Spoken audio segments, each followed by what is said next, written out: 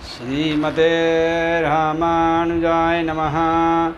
श्रीशैलेशदयापात्रं देवभक्त्यादिगुणार्णवं यतीन्द्रपौढं वन्दे रम्यजमातरं मुनिं।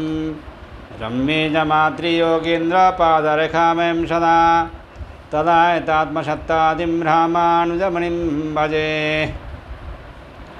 लक्ष्मीनाथसमारम्भं नाथयामुनमध्यमाम् अस्मदाचार्यपर्यन्तां वन्दे गुरुपरम्पराम्। श्रीमच्छठारियतिराजकृपावलम्बं सौम्योपयन्त्रिगगनाद्रिमुनीन्द्रभक्तं वेदान्तयुगमविशदीकरणप्रवीणं रामानुजं यतिवरं गुरुमाश्रयामः। श्रीमद्काश्यपवंशमध्यगगने श्रीचन्द्रवदभाषितं श्रीमद्वेङ्कटनाथसेवनरतं बाणाचलोपासकं श्रीमदशोधनार्यकृपया सम्प्राप्य मन्त्रादिकं वन्देऽहं बुधवर्यमाधवगुरोः पादारविन्दं सदा। जय श्रीमन्नारायण। श्रीमद्जगद्गुरु रामानुजाचार्य प्रणीतः वेदांतसार में 2-3-33 सूत्र तक हम लोगों ने सत्संग किया था। अब 2-3-34 सूत्र से सत्संग शुरू कर रहे हैं। जय श्रीमन्नारायण।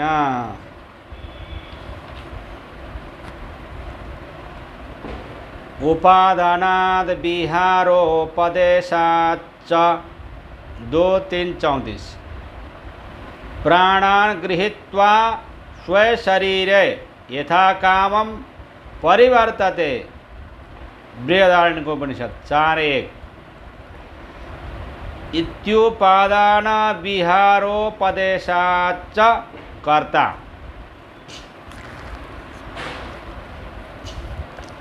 आत्मा कर्ता ही है, क्योंकि उपादानात श्रुतियों ने आत्मा को इंद्रियों के परिगृहीता के रूप में उपदेश किया गया है तथा विहारोपदेशाच्च शरीर में संचरण करने वाला भी आत्मा को ही बताया गया है। उपनिषद में आत्मा के विषय में उपादान एवं विहार का उपदेश होने से भी यह सिद्ध होता है कि आत्मा कर्ता है। उपनिषद वचन है एवमेवैष एतान् प्राणान् गृहीत्वा स्वे शरीरे यथा कामं परिवर्तते। अर्थात इसी प्रकार यह जीवात्मा इन इंद्रियों को लेकर अपने शरीर में स्वेच्छानुसार संचार करता है। यहाँ उपादान अर्थात इंद्रियों को अपनाने एवं विहार अर्थात संचार में आत्मा को कर्ता कहा गया है। इससे आत्मा का कर्तृत्व सिद्ध होता है। व्यापदेशाच्च क्रियायां न चेन्निर्देश विपर्ययः 2-3-35 विज्ञानम यज्ञम तनुते तैतरीयोपनिषद आना 5:1 इत्यादिना यज्ञादौ कर्तृत्व व्यापदेशाच्च कर्ता। विज्ञान शब्दो बुद्धेः नात्मना इति चेत् न तदा विज्ञानेन इति निर्देश विपर्ययः स्यात् बुद्धेः करणत्वात्। क्रियायां व्यपदेशाच्च जीवात्मा में यज्ञादि क्रिया के प्रति करता है। इस विषय का व्यवहार श्रुति में किए जाने के कारण जीवात्मा कर्तृत्व वाला है। न चेत यदि जीवात्मा में कर्तृत्वपन न माना जाए और श्रुत्युक्त विज्ञान पद से अंतःकरण रूपा बुद्धि का ग्रहण किया जाता तो निर्देश विपर्ययः श्रुति में यज्ञादि के कर्ता के लिए प्रथमाविभक्त्यांत पद का प्रयोग न होकर करुणात्मक तृतीयांत पद विज्ञानेन का निर्देश किया गया होता, किंतु आत्मा को कर्ता मानकर ही उसमें प्रथमाविभक्त्यांत पद का ही प्रयोग किया गया है। विज्ञानम यज्ञम तनुते कर्मणि तनुतेपि च, इस श्रुति में विज्ञानमय आत्मा को यज्ञ और कर्मों का कर्ता कहा गया है।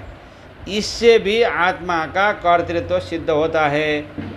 कोई यह कहे कि यहाँ पर विज्ञान शब्द से आत्मा का निर्देश नहीं है, किंतु अंतःकरण बुद्धि का ही निर्देश है, तो उसके विषय में कहा जाता है कि यहाँ विज्ञान शब्द से अंतःकरण लिया जाए तो उक्त श्रुति में विज्ञानेन ऐसे करणार्थ में तृतीय विभक्ति का निर्देश होना चाहिए, क्योंकि वह करण है, कर्ता नहीं।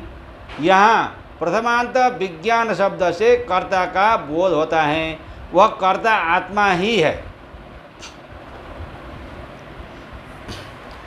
उपलब्धि वदनीयमः 2:3-36 प्रकृतेरेव प्रकृते तस्याः सर्वसाधारणत्वेन पूर्वोपलब्ध्या नियमवद् फलानियमः स्यात्। आत्मा का कर्तृत्व स्वीकार न करके प्रकृति में कर्तृत्व मानने पर उपलब्धिवत आत्मा के सर्वगत होने के कारण जिस प्रकार उपलब्ध होते हैं, उसी प्रकार अनियमः कर्मफलभूत सुखादि का यह भोक्ता है, दूसरा नहीं। ऐसा नियम नहीं बन पाएगा। जिस प्रकार आत्मा को विभु मानने पर पूर्व सूत्र नित्योपलब्ध्यानुपलब्धि प्रसंग से यह दोष बताया गया है कि आत्मा की उपलब्धि का नियम न हो सकेगा इत्यादि, इसी प्रकार यह मानने पर भी कि आत्मा कर्ता नहीं है परंतु भोक्ता ही है, प्रकृति ही कर्त्री है। उपर्युक्त दोष अर्थात आत्मा के भोक्तृत्व का नियम न हो सकेगा, प्राप्त होगा ही, क्योंकि इस मत के अनुसार प्रकृति सर्वपुरुषों के लिए साधारण है तथा सभी कर्म प्रकृति में ही हुआ करते हैं। इन कर्मों से यदि पुरुषों को फल भोगना पड़ता है तो सब पुरुषों को सभी कर्मों का फल भोगना पड़ेगा। यह नियम नहीं हो सकेगा कि अमुक पुरुष ही अमुक कर्म का फल भोगे। यद्यपि भोगोपकरण अंतःकरण भिन्न भिन्न होते हैं, तथापि सभी पुरुष विभु होने से भी सभी अंतःकरणों से संबंध है। अतः अंतःकरण भेद के कारण भी भोक्तृत्व का नियम नहीं निभाता है, क्योंकि सभी अंतःकरण सभी पुरुषों से संबद्ध होने से नियामक नहीं हो सकते हैं। शक्ति विपर्ययात 2:3-37 प्रकृतिरेव कर्तृत्व कर्तुरेव भोक्तृत्वमिति सैव भोक्तृ स्यादित्यर्थः। प्रकृति में बुद्धि में कर्तृत्व मानने पर तो शक्ति विपर्ययात आत्मा की भोक्तृत्व शक्ति ही हानि का प्रसंग प्राप्त होगा।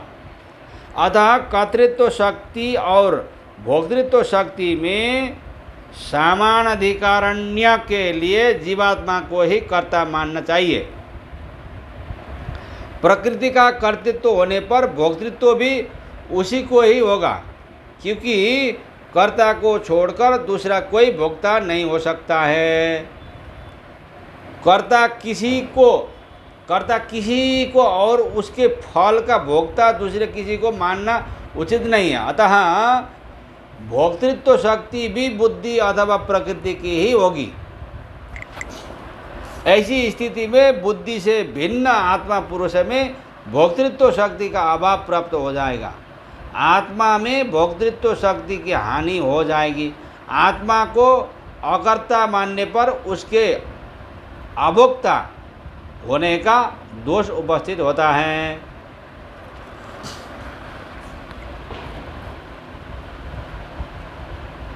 समाध्यभावाच्च 2:3-38 प्रकृतिरेव कर्तृत्व प्रकृतेरन्योस्मि इति समाध्यभाव प्रसंगाच्च प्रकृति को कर्ता मानने पर समाधेः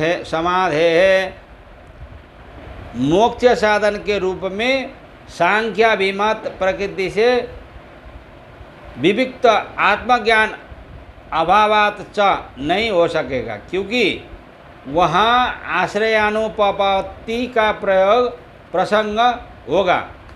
फलतः उस दशा के अनुसंधान करने में जो कर्तृत्व होना चाहिए वह आत्मा में नहीं रहेगा, अतः जीवात्मा ही करता है। प्रकृति को कर्ता मानने पर मोक्ष साधन बुद्ध समाधि का अनुष्ठान भी नहीं हो सकेगा, क्योंकि प्रकृति से मैं भिन्न हूँ, इस प्रकार समाधि करनी चाहिए। इसमें प्रकृति कर्ता नहीं हो सकती, क्योंकि प्रकृति तो प्रकृति ही है, प्रकृति से भिन्न नहीं है। वह समाधि में कर्ता कैसे बन सकती है? यदि कहो कि पुरुष इस समाधि में कर्ता है, तब पुरुष अर्थात आत्मा को कर्ता मानना होगा। यथा च तक्षो भय था 2:3-39 कर्तृत्व इच्छायं करोति अन्यथा न करोति इति व्यवस्था च सिद्धयति तथा तथा यथा तथा स्वकार्येषु बुद्धिरिच्छाभावन्न व्यवस्था चेतन धर्मत्वादिच्छायाया इति कर्त्राधिकरणम। तक्षा लड़की का कार्य करने वाला बड़े सभी उपकरणों से युक्त होने पर भी यथा च जिस प्रकार उभयथा इच्छा होने पर कार्य करता है अन्यथा नहीं करता, उसी प्रकार आत्मा वाक आदि इंद्रिय रूप उपकरणों से युक्त जीव भी उभयथा संकल्प होने पर कर्तृत्व वाला और संकल्प न होने पर कार्य न करने वाला है। अतः कर्तृत्व सतत रहता है, ऐसी बात नहीं है। आत्मा को कर्ता मानने पर वह व्यवस्था संपन्न हो जाती है कि आत्मा भोग की इच्छा होने पर कर्म करता है, इच्छा न होने पर नहीं करता है। जिस प्रकार बड़ी इच्छा होने पर अपना काम करता है, अनिच्छा पर नहीं करता है, उसी प्रकार आत्मा को कर्ता मानने पर कर्म करण एवं कर्म कारण की व्यवस्था ठीक संपन्न हो जाती है। यदि बुद्धि आदि को कर्ता माना जाए तो उपयुक्त व्यवस्था संपन्न नहीं हो सकती है, क्योंकि बुद्धि अचेतन होने से उसमें इच्छा नहीं हो सकती है, अतः इच्छानुसार व्यवस्था नहीं हो सकती है। इन सभी युक्तियों के आधार पर जीवात्मा को ही कर्ता मानना चाहिए। यहाँ पर कर्त्राधिकरण पूर्ण हो जाता है। जय श्रीमन नारायण।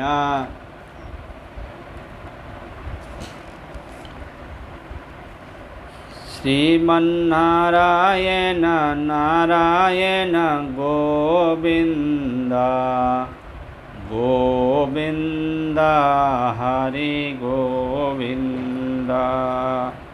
लक्ष्मी नारायण नारायण गोविंद गोविंद हरि गोविंद।